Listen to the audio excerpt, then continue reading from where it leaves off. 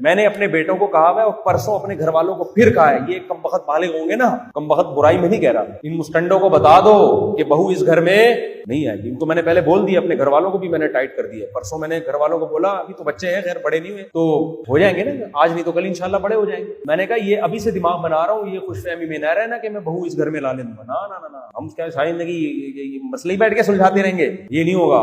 बहू ये बेटे जब बाले होंगे, ये मेरे बयान सुनेंगे, अभी से ही सुन रहे हैं, कहेंगे अब्बा आपने इतनी शादियां की और आप जल्दी शादी की तरगीब देते हो, तो मेरा बेटा कहेगा सबसे ज्यादा मैं आपकी इस तरगीब से मुतासिर हुआ।